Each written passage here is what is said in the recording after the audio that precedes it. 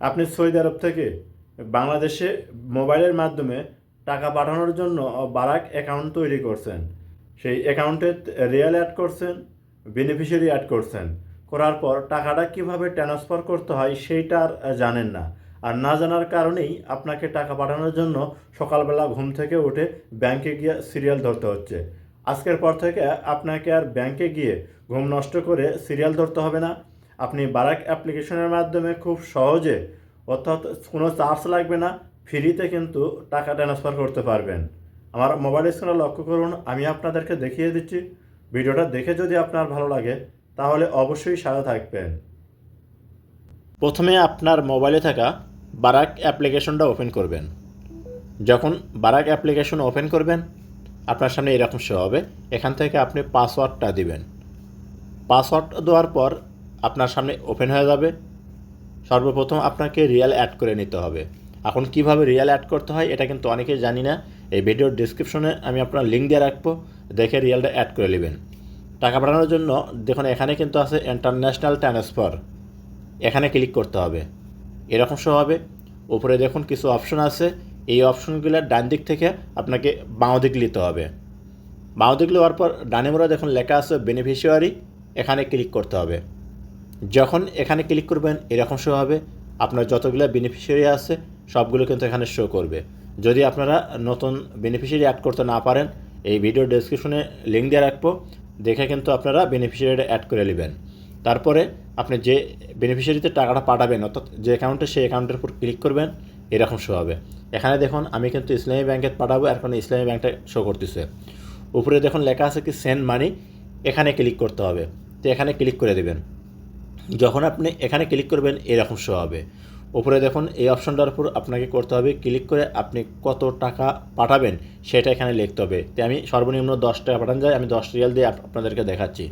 তো 10 লিখলাম, আপনারাও ঠিক এরকম 10 লেখ। যে টাকা পাঠাবেন সেই টাকা লেখার সাথে সাথেই সেই টাকার যে রেটটা সেটা কিন্তু নিচে দেখা যাবে। দেখুন আমি 10 রিয়ালে 323.38 আলালা, নিচে কত রেট আছে সেটাও কিন্তু এখানে দেখাচ্ছে। তো আপনি করবেন কি, এরপর এই যে নিচে তার নিচে একটা অপশন পাবেন হচ্ছে পারপোজ অফ ট্রান্সফার, এখানে ক্লিক করবেন। যখন এখানে ক্লিক করবেন আপনার সামনে দেখবেন এইরকম শো হবে। এখান থেকে আপনি করবেন কি, একবার লাস্টে যে অপশনটা আছে এই অপশনের উপর টিক মার্ক দিবেন। এখানে টিক মার্ক দেওয়ার পর এরকম শো হবে।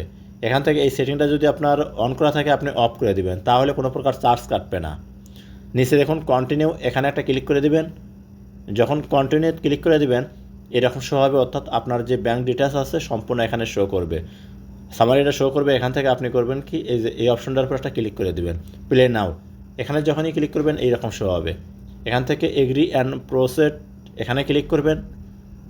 যখন এখানে ক্লিক করবেন আপনার সামনে দেখবেন আবার নতুন একটা ইন্টারফেস কিন্তু শো করবে, অর্থাৎ আপনার ফোন নাম্বারে একটা ওটিপি আসবে। আপনি ওটিপি কোডটা এখানে বসে দিবেন। যখন ওটিপি কোডটা বসে দিবেন দেখবেন আপনার সামনে কিন্তু এরকম শো হবে, অর্থাৎ আপনার টাকাটা কিন্তু ট্রান্সফার হচ্ছে।